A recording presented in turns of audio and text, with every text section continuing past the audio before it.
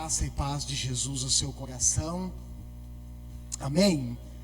Nós somos privilegiados, porque Deus nos escolheu. Nós somos privilegiados, porque nós somos escolhidos, amados por Deus. Nós somos privilegiados, irmãos, por estarmos na presença do Senhor.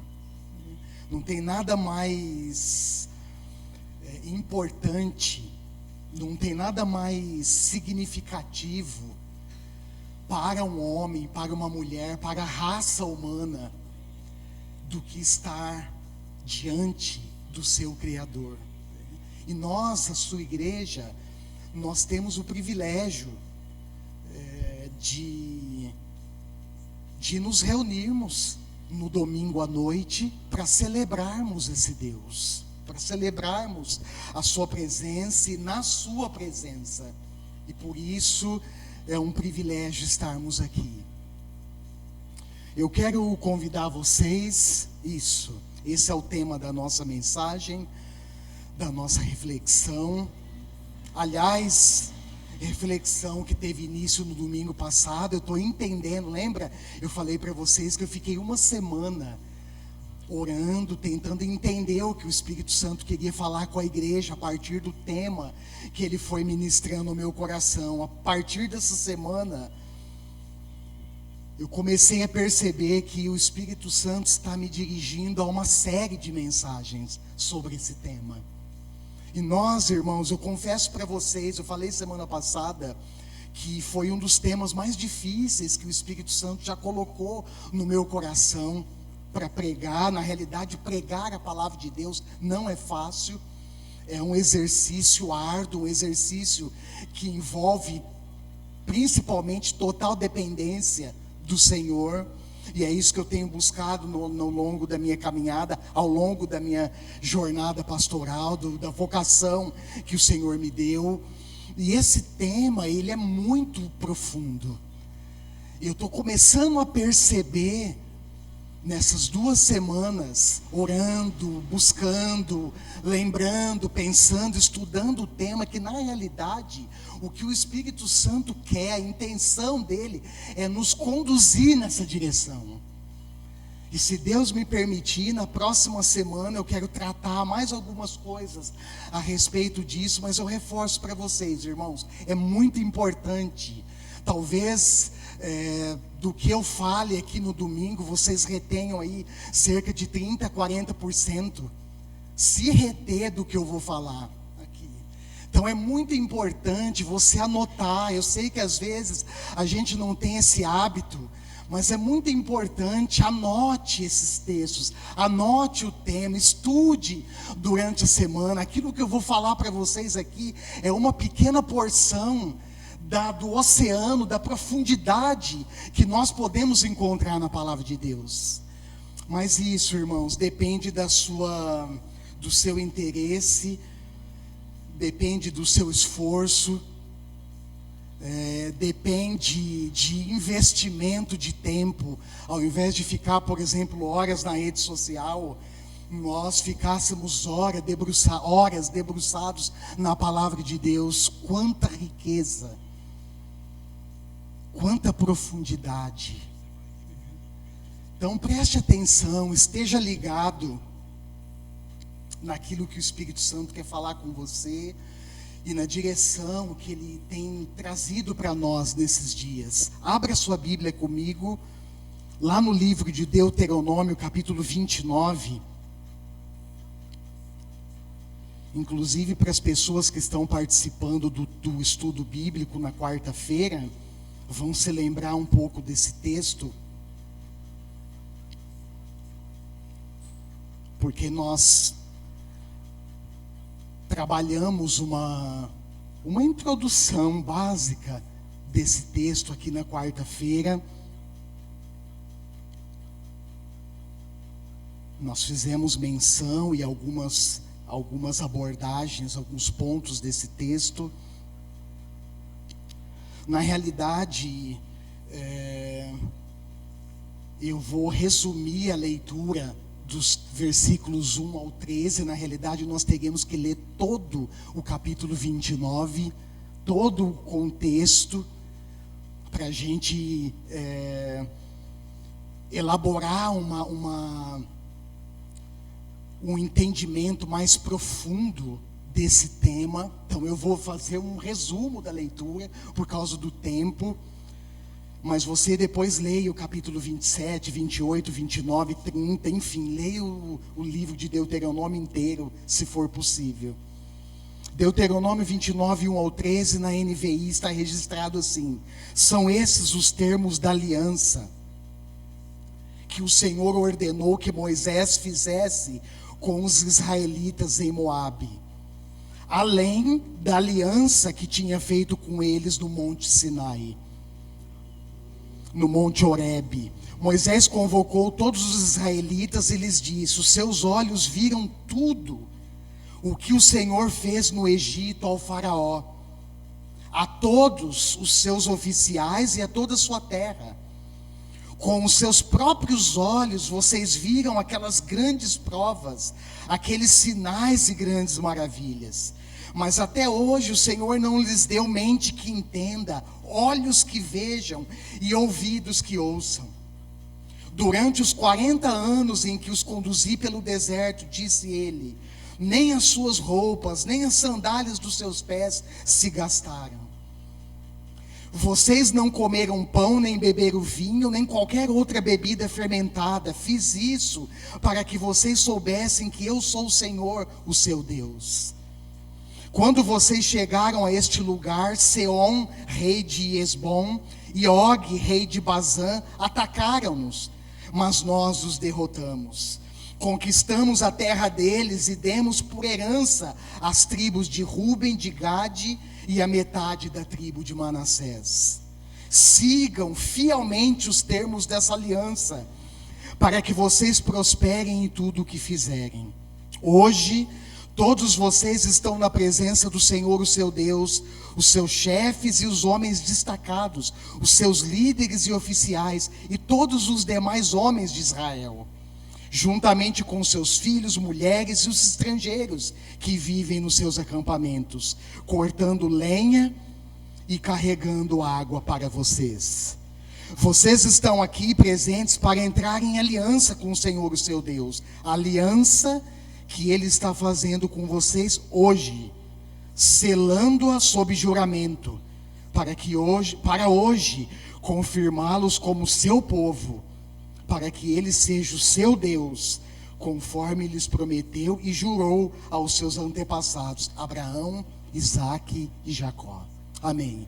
Essa é uma parte introdutória do texto. Como eu disse, precisa ler todo o capítulo 29, todo o contexto envolvido. Certamente na mensagem eu não fico restrito, eu não consigo entrar em detalhes desse contexto, por exemplo, mas eu vou tentar hoje, junto com vocês, fazer uma explanação considerando os principais particularidades desse texto. Dá mais um enter, por favor, Davi. Aqui estão algumas ênfases da mensagem, aqueles que queiram ler rapidinho e se puderem anotar os pontos principais, vai ser muito importante.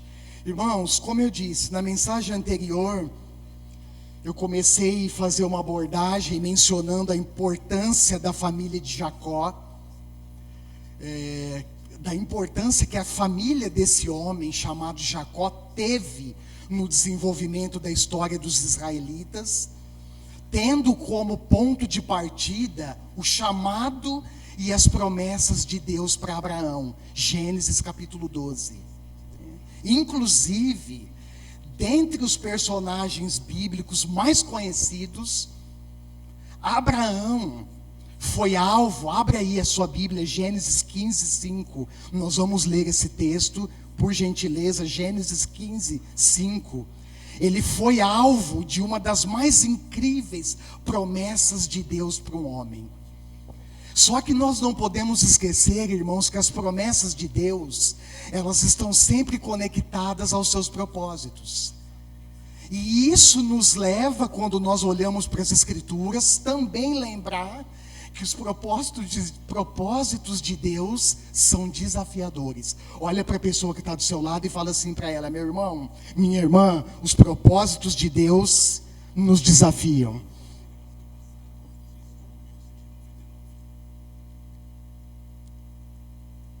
É só olhar para as Escrituras. Você vai ver que isso se confirma. Os propósitos de Deus são desafiadores. E Abraão, ele recebeu de Deus, ele foi alvo de uma das mais incríveis promessas. Só que quando nós olhamos para a história desse homem, irmãos, nós percebemos que ao se conectar, ao responder à promessa de Deus, ao propósito de Deus ligado à promessa, Abraão teve dificuldades. Ele teve desafios. Primeiro, você olha lá para o texto, o que Deus fala para ele? Abraão, sai da sua terra. Sai do meio da sua família. Deixe os seus vínculos. Deixe os seus laços de vínculos estreitos. Deixe isso.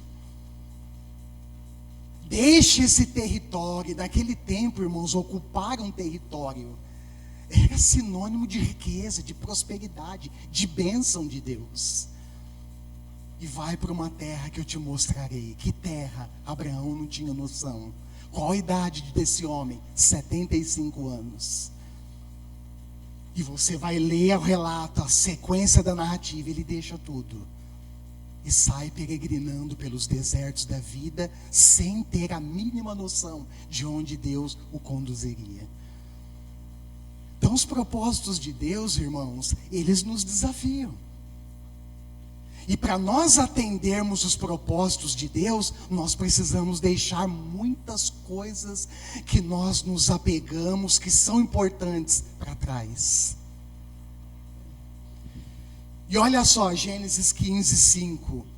Na NVI está registrado assim: levando para fora da sua tenda, disse-lhe: olhe para o céu e conte as estrelas. Eu não sei se você, como eu, no momento de inocência, já tentou olhar para o céu na infância ou na juventude e contar as estrelas. E eu já fiz isso, irmãos, não me envergonho de dizer para vocês, não. E o que eu descobri é que é impossível contar as estrelas. São inúmeras. E olha só, Deus leva Abraão para fora da sua tenda e diz: olha para o céu, conte as estrelas, se é que é possível contá-las. E prosseguiu: assim será a sua descendência. Uau! Se fosse hoje no Facebook ou no Instagram, receberia milhões de curtidas. Agora preste atenção. Para um homem idoso, nessa altura, Abraão tinha 85 anos. Peregrino numa terra estrangeira, sem filhos, para dar sequência na linhagem familiar. Essa promessa, irmãos, com certeza transcendeu a expectativa de Abraão. Quer ver porque como transcendeu? Olha lá Gênesis 15, 2, 3. Olha onde estava a expectativa de Abraão. Gênesis 15, 2 e 3. Olha o 1. Não tenha medo, Abraão. Eu sou o seu escudo. Grande será a sua recompensa. 2. Mas Abraão perguntou: ó soberano Senhor, que me darás se continuo sem filhos? E o herdeiro do que possua Eliezer de Damasco? E acrescentou: tu não me deste nenhum filho. Tu não me deste filho algum. Um servo da minha casa será o meu herdeiro. certamente, irmãos, ainda que a perspectiva de Abraão estivesse limitada, e é que eu quero chamar outra atenção e dizer para vocês que a promessa de Deus, primeiro, que eu já falei, ela mantém conexão com o seu propósito, e segundo, ela sempre supera as nossas expectativas humanas, que são limitadas. E se você for parar e analisar a vida de Abraão, o contexto, a idade, tudo que envolvia ele naquele momento, seria totalmente compreensível perceber a limitação da sua expectativa. E talvez, irmãos, Abraão não tivesse mais expectativas, por exemplo, de ter um filho. Mas o fato é que Deus se revela a ele, que Deus torna esse homem alvo de uma das mais incríveis promessas de Deus para um homem. E mais, Deus é fiel e Ele cumpre a sua palavra. Amém? Deus é fiel, Ele cumpre a sua palavra. E na sequência da narrativa, é exatamente isso que nós vemos acontecer. Aos 100 anos de idade, ele tinha 85 aqui. Aos 100 anos, e Sara aos 90, eles geram um filho. E lógico, né, irmãos, nós sabemos, isso só pode ser um milagre de Deus. Esse filho ser gerado por um homem de 100 anos e uma mulher de 90, só pode ser uma ação, uma intervenção sobrenatural de Deus. E é o que acontece. Isaac nasce, inclusive o significado do nome do menino é riso, porque Sara ri de alegria, porque imagina, uma mulher estéril, num contexto cultural onde gerar filhos era sinônimo de bênção de Deus, e não gerar filhos era sinônimo de maldição de Deus. Ela gera um filho aos 90 anos. E fico pensando nessa história, meu Deus, como é que um homem 100 anos, uma mulher com 90 tem pique para correr atrás do menino? Pular corda com ele no deserto. Ô Senhor, como é que faz isso com 100 anos de idade, com 90 anos de idade? Sara ri de alegria, mas também com uma certa ironia. Tipo assim, como? Meu velho, meu senhor, a 100 anos de idade, e eu com 90, geramos um filho. E mais impressionante do que isso, irmãos, isso já impressiona, é ou não é? Mas o mais impressionante é observar na narrativa bíblica o agir de Deus, formando uma nação a partir de um homem idoso e de uma mulher estéril. É impressionante. E semelhantemente à promessa feita para Abraão, olha só, Gênesis 46, 3. Se você que é rápido de endereço puder abrir, por favor, Gênesis 46, 3. Olha que interessante, semelhante à promessa que Abraão havia recebido, Jacó ouve Deus dizer, olha a promessa de Deus para Jacó: não tenha medo de descer ao Egito, porque farei de você uma grande nação. E quando nós olhamos a sequência de Gênesis 46, 47 e por aí em diante, o que nós vemos? Uma família cujo número de membros era 70 pessoas, chegam e se instalam no Egito, povoam todo o Egito, a ponto de chamar a atenção do próprio faraó.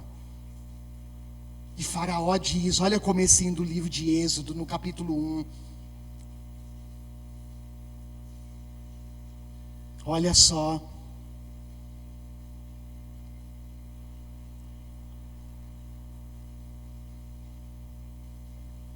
Êxodo 1:9. Disse ele ao seu povo. 8.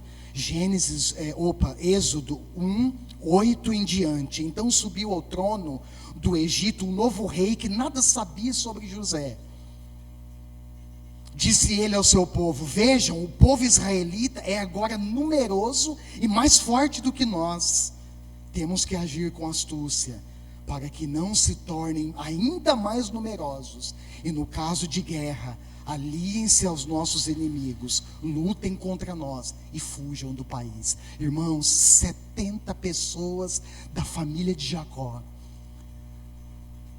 É impressionante isso. E tem outra coisa que eu estava pulando aqui, que eu não posso esquecer de falar. Ninguém na história paralisa os propósitos de Deus. Amém? Ninguém na história, irmãos. Como que uma família com 70 pessoas povoa um país inteiro? E é impressionante, porque o texto eu não vou ler aqui, mas se você continuar lendo, quanto mais eles eram oprimidos no Egito, mais eles eram abençoados. Quanto mais Faraó duplicava, aumentava o serviço, a escravidão deles, o sofrimento deles, mais eles proliferavam, mais eles se fortaleciam. Como assim, pastor? É o propósito de Deus. É a bênção de Deus. E o propósito de Deus, irmãos, ninguém na história pode paralisar.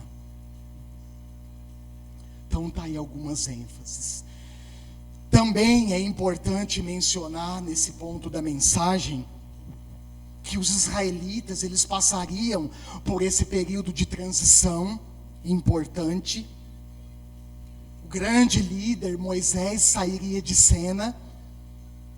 O texto diz em Deuteronômio 34:7, se você quiser anotar ou abrir e acompanhar aí agora enquanto eu falo, diz que mesmo, é impressionante isso, mesmo com 120 anos de idade, o texto diz que nem os seus olhos e nem o seu vigor tinham se enfraquecido. Quando eu olho para esse texto, irmãos, eu fico assim, meu Deus, se eu chegar aos 70 com esse vigor, eu estou soltando rojão, eu estou dando glória a Deus. Sem vista que não enfraquece, sem corpo mole que não enfraquece, mas com vigor pulsando na veia.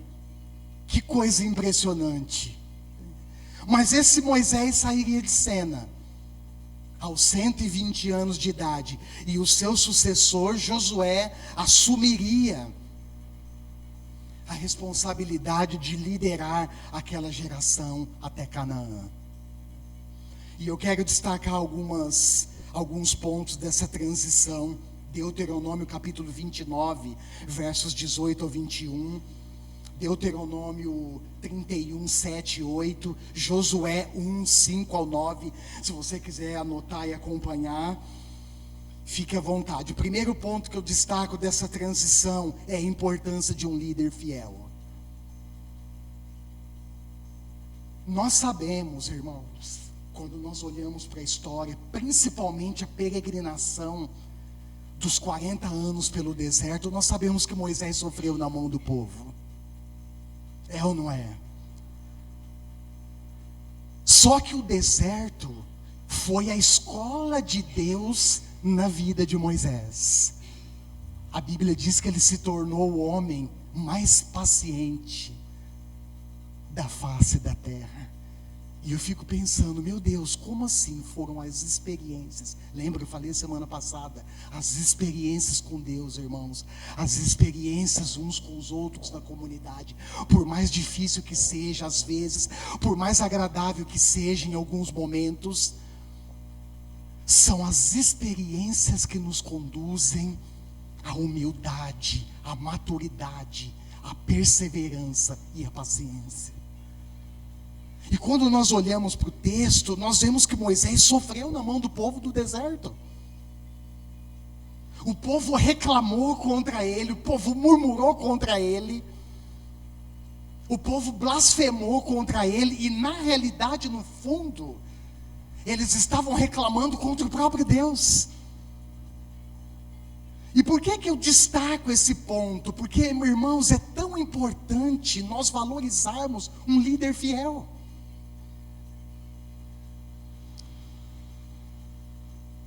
E se você for olhar o texto, mesmo antes da sua morte, ele convoca o povo. E a convocação que ele faz para o povo é: nós vamos hoje, nesse monte, renovar a nossa aliança com Deus. Eu vou falar disso na conclusão da mensagem. Renovação de aliança na nossa caminhada com Deus, irmãos, é muito importante. E olha, deixa eu abrir um parênteses para dizer uma coisa para você: não depende de tempo.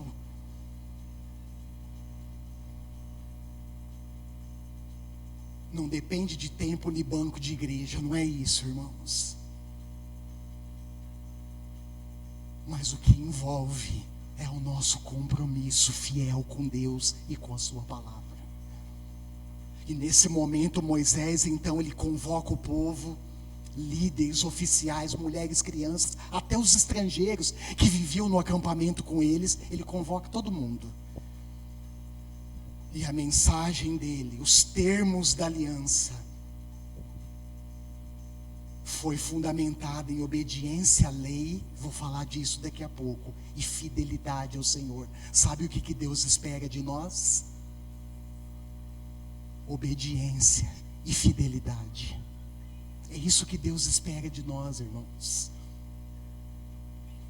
Segundo destaque desse período de transição foi o encorajamento de Moisés para Josué. Eu acho isso aqui o máximo. Um líder, o mais respeitado dentre a comunidade, aos 120 anos de idade, chama Josué, que era o seu sucessor, reúne o povo de Israel, coloca Josué diante deles e passa o bastão para Josué. E nesse momento, irmãos, o que Moisés estava fazendo diante do povo? Ele estava reconhecendo a liderança de Josué. E ele estava encorajando o seu sucessor a partir de uma promessa de Deus. Quer ver? Abre aí Deuteronômio, você está aberto aí. Capítulo 31, olha os versos 7 e 8. Deuteronômio 31, 7 e 8. Então Moisés convocou Josué e disse na presença de todo Israel: seja forte e corajoso, pois você irá com esse povo para a terra que o Senhor jurou aos seus antepassados que lhes daria, e você repartirá a eles como herança.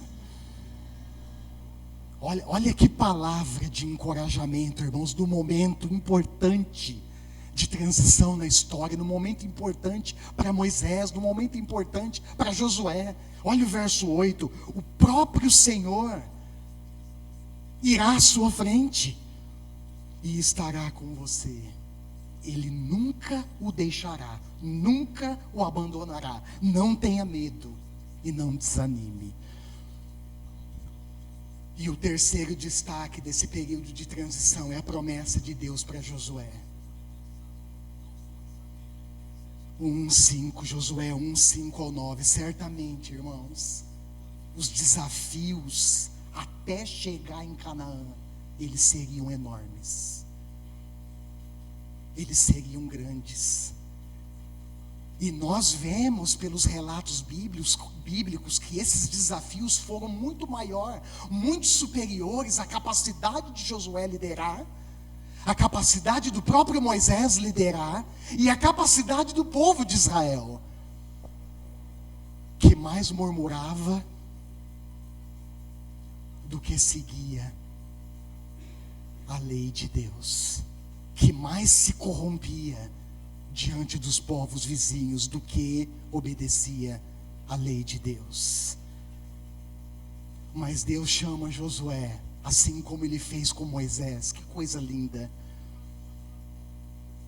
O próprio Deus comissionando Moisés, o próprio Deus comissionando Josué, a partir de uma promessa maravilhosa, de uma palavra de encorajamento: eu estarei contigo todos os dias.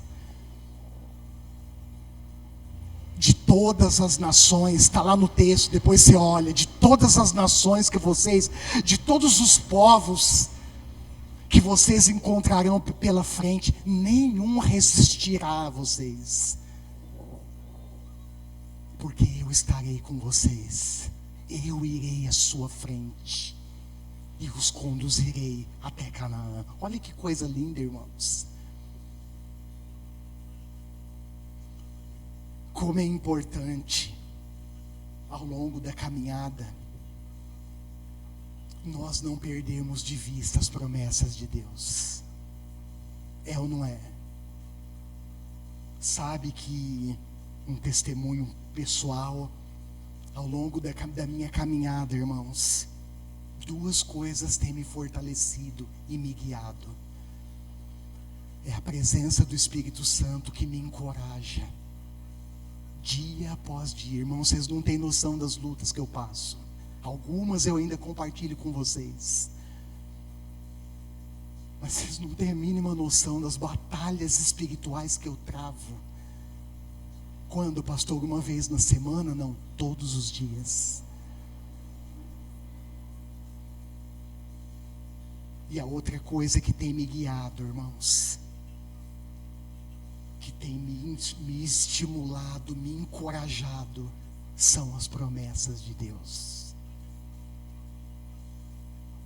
E com frequência, especialmente nos períodos de desânimo que eu enfrento, de crises pessoais, essas promessas são relembradas por Deus no meu coração.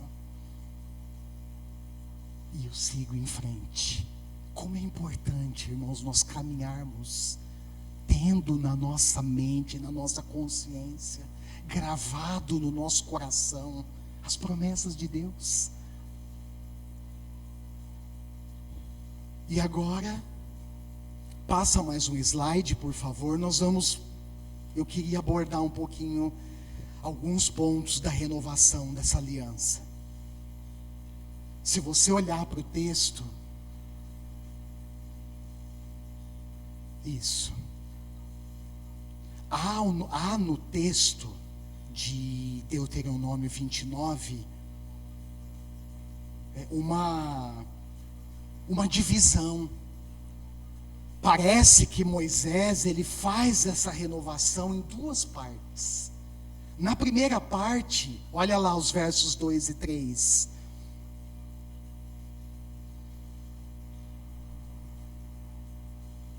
Dá uma olhada aí no texto. Deuteronômio 29, 2 e 3. Nessa primeira parte, Moisés está lembrando o povo. Olha aí, leia o versículo 2 e 3 novamente. Ele está trazendo a lembrança, o quê? Pode falar aí do seu lugar. O que ele está trazendo a lembrança? Os grandes sinais e maravilhas que Deus fez aonde? No Egito. Olha só, ele começa trazendo a lembrança o que Deus havia feito, as grandes sinais e maravilhas que Deus realizou pelo seu povo, ou a favor do seu povo, para libertá-los do Egito. E eu destaco lá em Êxodo 7 em diante as 10 pragas, que é o destaque clássico desses grandes sinais e maravilhas que Deus operou. Olha só, ele lembra também do cuidado e da fidelidade de Deus. No versículo 5, nem as roupas e nem as sandálias dos pés se gastaram. 40 anos, irmãos, andando pelo deserto. 40 anos. Nem as roupas e nem as sandálias dos pés se desgastaram. E ele lembra outra coisa, versos 7 e 8. Dá uma olhada lá. Ele lembra das vitórias que Deus concedeu aos israelitas diante de outras nações, de outros povos. Essa é a primeira parte. Na segunda parte, olha lá, ele estabelece então o termo principal da aliança. Só que antes de fazer isso, olha o que Moisés faz, olha o versículo 1 do capítulo 29. São esses os termos da aliança que ele vai relatar depois. Eu vou mencionar agora. São esses os termos da aliança que o Senhor ordenou que Moisés fizesse com os israelitas em Moabe, além da aliança que tinha feito no Monte Sinai. E aí ele descreve o principal termo dessa aliança, que inclusive já havia sido estabelecida no Monte Sinai, Êxodo capítulo 20, quando eles saem do Egito. A lei tem o propósito de preservar a liberdade recém-adquirida do povo, porque Deus sabia que sem a lei o povo se perderia novamente. Sem a lei eles se afastariam rapidamente de Deus e dos seus propósitos, e nós vemos que é exatamente isso que acontece. Êxodo capítulo 32, o que está registrado lá? Que Moisés está no monte. Antes disso, Moisés no monte recebendo as leis, e ele fica 40 dias no monte, e o povo acha que ele está demorando, e funde um bezerro de ouro e se prostra diante do bezerro. Deus sabia, irmãos, que esse povo se corromperia. Então ele estabelece essa aliança, e o ponto principal dessa aliança é exatamente isso que Moisés está trazendo à tona nessa renovação. Olha lá no versos 16 ou 18. É que essa lei, e agora lá em Êxodo, e agora aqui em Moabe, a renovação dessa lei tinha como um ponto principal a adoração ao único Deus.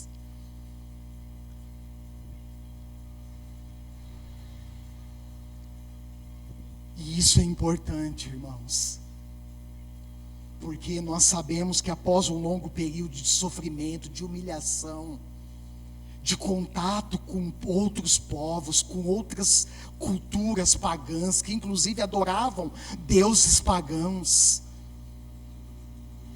nesse momento de transição, a renovação da aliança, cujo ponto principal era lembrar o povo, era renovar esse princípio, de trazer ao coração deles: olha, vocês estão saindo daqui rumo a Canaã.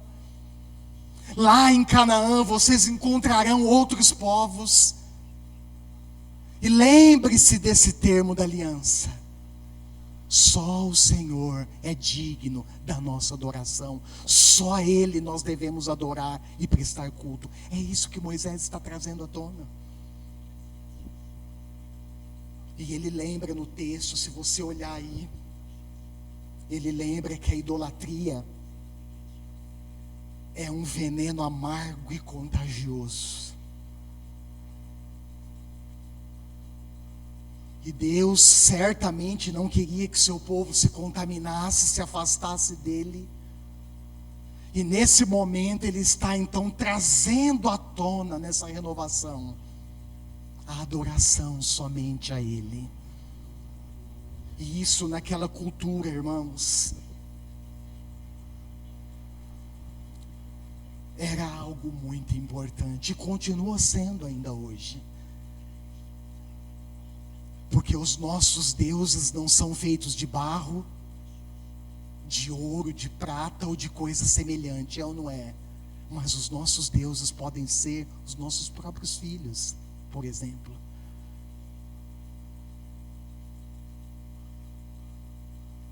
Porque ídolo é tudo aquilo que ocupa o lugar central de Deus no nosso coração.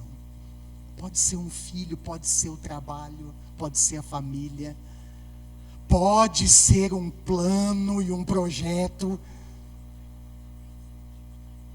que você estabelece acima de Deus. E aliás, no seu coração você já fez até o trono e colocou ele lá dentro sentado.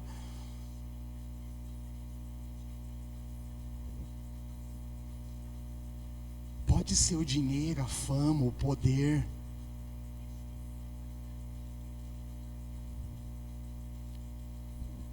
Mas ele lembra que a idolatria é um veneno amargo, contagioso, precisava ser evitado.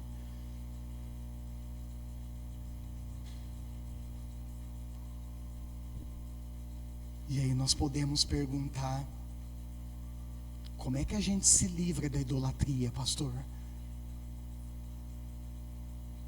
Como é que a gente substitui o ídolo que está lá sentadinho no trono do nosso coração? A resposta está aqui, no termo principal da renovação da aliança: adore só o Senhor, o seu Deus.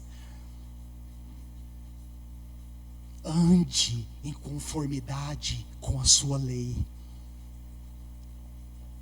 Ande em conformidade com a sua palavra.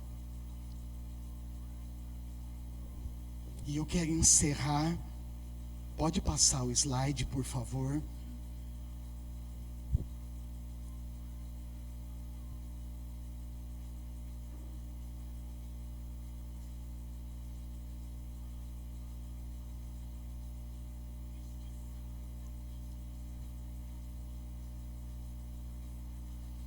Apontando algumas realidades do texto que nós precisamos considerar e aplicar na nossa vida hoje.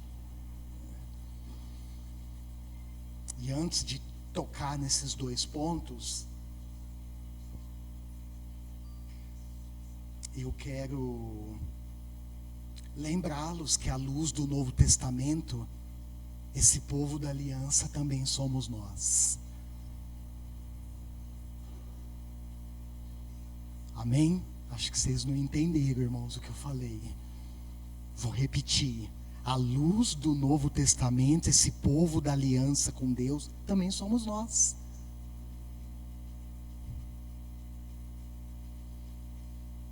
Primeira Pedro 2, 9 e 10, eu não vou ler porque não dá tempo. Gálatas 3, esse texto de Gálatas é fantástico. Gálatas 3, 26 a 29.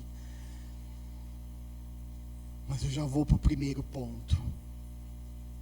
E eu espero que isso, irmãos, abra os seus olhos como abriu o meu enquanto eu estudava a mensagem. Espero que isso abra os seus olhos. Primeiro, não basta estar sob a promessa. Nós precisamos viver de acordo com a lei que Deus estabeleceu. Se nós formos, eu não vou voltar para não me perder e não dá tempo. Se você for voltar na história da semana passada, lembra quando Jacó reúne os seus 12 filhos, que formaram as 12 tribos de Israel? Foram essas 12 tribos que entraram e tomaram posse de Canaã. Eu não vou voltar nisso, mas se você olhar aquele episódio, e você vai perceber Jacó abençoando os seus filhos.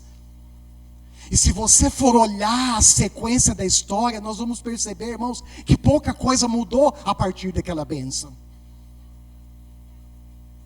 Porque o que de fato nós precisamos considerar na nossa caminhada com Deus é a nossa obediência à sua palavra.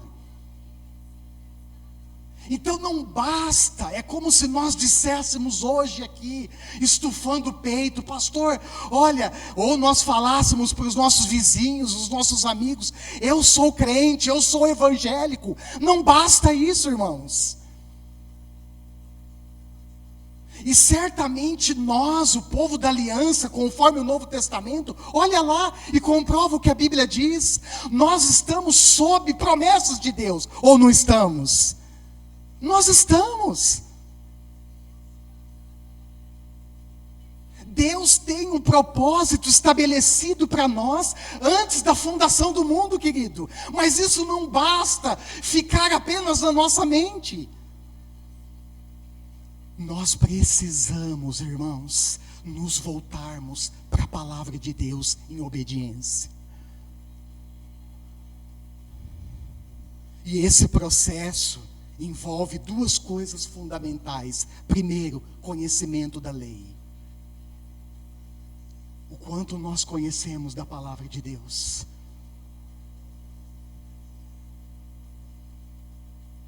Ou nós somos daqueles que se alimentam da palavra de Deus só aqui no domingo, recebe uma porçãozinha do domingo, vai embora para casa satisfeito, achando que a vida cristã é isso. É isso, irmãos? Ou pior ainda, nada contra, mas pior ainda, nós vivemos de fast food da internet. E o pior ainda, né, os crentes que ouvem mensagem na internet, porque vai perturbar o pastor na igreja. Ah, pastor, mas eu ouvi lá o fulano de tal falando, não era assim não. Ainda bem que isso não acontece aqui. E se acontecer, pode ter certeza, ó, o que vai estar te esperando aqui, ó, a palavra. É na palavra que eu vou sentar e responder para você. E o segundo envolve também, irmãos, isso aqui para mim é uma coisa que me chama a atenção. Posicionamento firme para obedecer a palavra de Deus. Irmãos, vocês sabem, eu não estou falando novidade, nós vivemos num mundo contaminado pelo pecado. Nós vivemos numa sociedade doente, inclusive a igreja precisa tomar cuidado para não adoecer com as culturas que essa sociedade, com as enxurradas de lixo que essa sociedade lança sobre nós, sobre os nossos filhos, os nossos netos, sobre a nossa família. Nós precisamos tomar cuidado.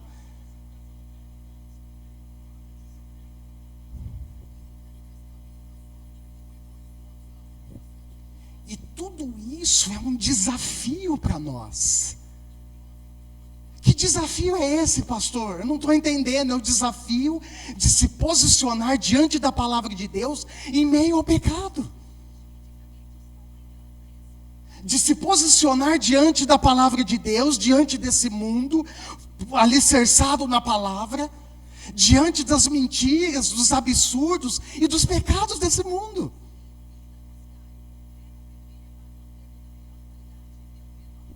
Uma sociedade que alimenta a cultura da falsidade.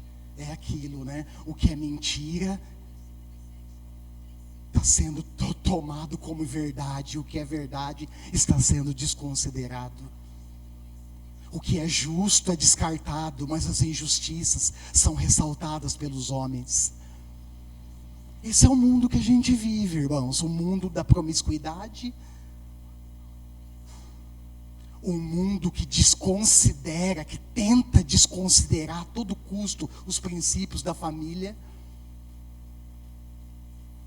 Os princípios que Deus estabeleceu na sua palavra. E nós estamos nesse mundo.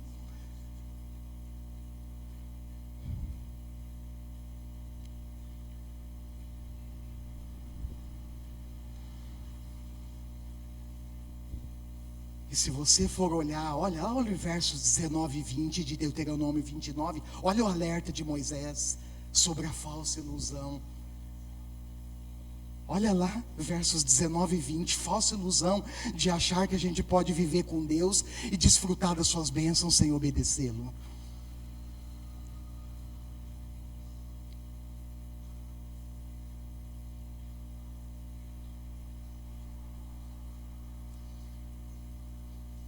Pastor, mas Deus é tão misericordioso. Ele é, irmão, irmã, mas Ele também é justo.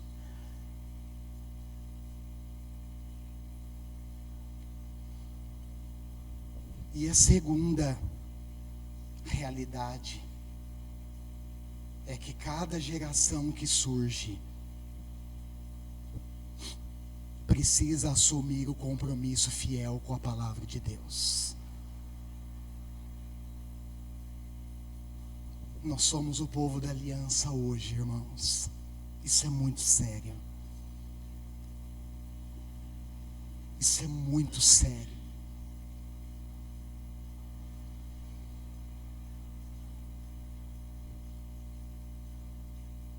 E essa aliança foi estabelecida sob a mais importante lei que regula a relação com Deus e uns com os outros. Deus está nos convocando a renovar a aliança com Ele hoje. Amém? Deus está nos convocando, irmãos, a renovar a aliança com Ele hoje, a partir da obediência à Sua palavra. E nós não podemos negligenciar o que já foi revelado a nós. Olha o versículo 29 de Deuteronômio 29.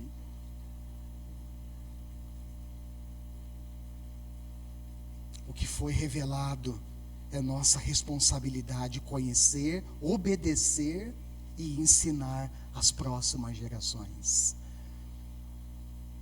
Verso 29, as coisas encobertas, foi esse versículo, se eu não me engano, que nós falamos na quarta-feira. As coisas encobertas pertencem ao Senhor, o nosso Deus. O que Ele está dizendo é que existem coisas no propósito de Deus que Ele decidiu não revelar aos homens. Por quê, pastor? Porque Ele é Deus, a sua vontade é soberana. Mas existem as coisas reveladas. E essas coisas reveladas, elas pertencem a quem? A nós. O que Deus decidiu revelar para nós, irmãos? Aqui, ó, o texto mais precioso, o texto mais valioso do mundo. E pode ser o texto mais valioso da sua vida, se assim você o quiser. Foi revelado para nós. Sabe que a rainha Elizabeth, só um breve comentário, antes de assumir o trono na Inglaterra, um dos chanceleres chamou ela e deu para ela um presente. Dentro de uma caixa, imagina, né, dar um presente para a rainha, não dá para embalar na sacolinha do Nova Estrela, não dá para fazer isso, né, pastor? Coloca numa caixa, enfeitada, entregue. Quando ele leva e entrega às mãos da rainha, ele diz: rainha, aqui está o maior tesouro do mundo. Quando ela abre a caixa, o que tinha dentro da caixa? Fácil de acertar, né? Best-seller do mundo. A Bíblia Sagrada, a palavra de Deus. Presta atenção no que Moisés está dizendo, irmãos. As coisas ocultas pertencem ao Senhor. E tem algumas coisas que acontecem no mundo, que acontecem na nossa vida, que nós não teremos respostas. Mas as reveladas pertencem a nós, os nossos filhos, para sempre. Para quê?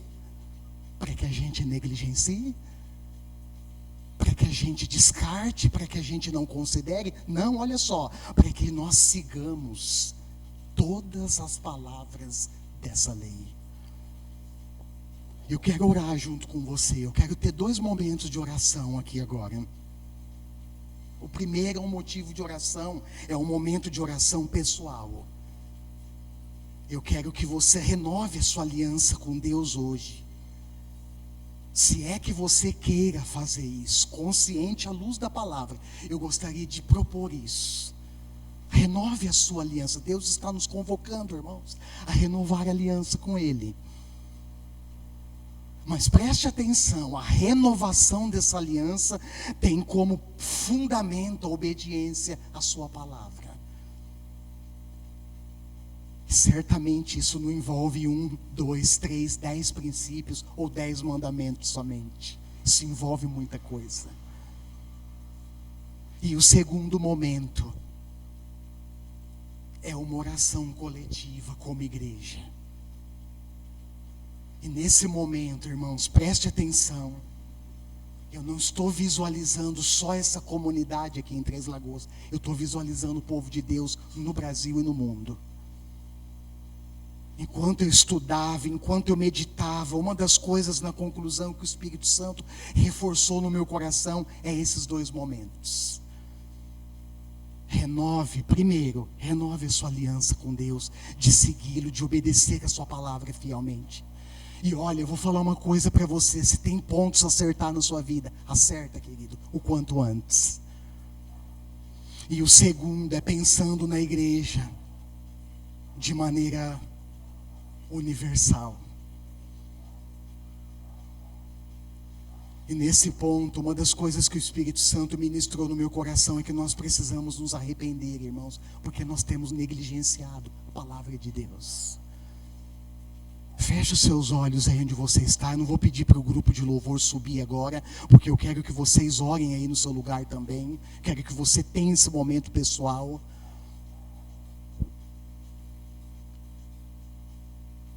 Se apresente diante de Deus. É um momento para orar, irmãos. É um momento para refletir e para orar. Não é um momento para esperar a hora passar para ir embora para casa, não. É um momento de orar, de se colocar diante do Senhor agora. E clamar a presença dEle, e orar mesmo, se colocar diante do Senhor num posicionamento pessoal, no primeiro momento, e depois num posicionamento coletivo, renovando a nossa aliança com Deus. Renovando essa aliança, por meio da obediência à sua palavra. Senhor, obrigado por sua presença bendita aqui. Obrigado porque o Senhor, quando o seu povo se ajunta, se reúne, o Senhor se faz presente ali. Obrigado porque nisso o Senhor mostra para nós a sua fidelidade. Nisso o Senhor mostra para nós o seu interesse em nós e o seu interesse, Pai, em que nos reunamos, nos ajuntamos para juntos te adorar e ouvir a tua palavra, que foi revelada a nós. Ouça o meu clamor. Ouça o clamor do seu povo que ora de maneira pessoal, cada um no seu lugar, orando ao Senhor, se posicionando nesse tempo, nesse momento de renovar a aliança contigo, Senhor. E nós vimos de maneira clara na sua palavra revelada hoje e comunicada a nós, que essa renovação da aliança é constituída, é fundamentada a partir da obediência à palavra do Senhor. Ajuda-me, ajude os meus irmãos e as minhas irmãs aqui, aqueles que posteriormente vão interagir, não só ouvir essa mensagem, mas interagir com a sua palavra, Senhor, e com a sua presença, possam considerar isso, e onde eles estão, renovar a aliança de obedecer a sua palavra com fidelidade.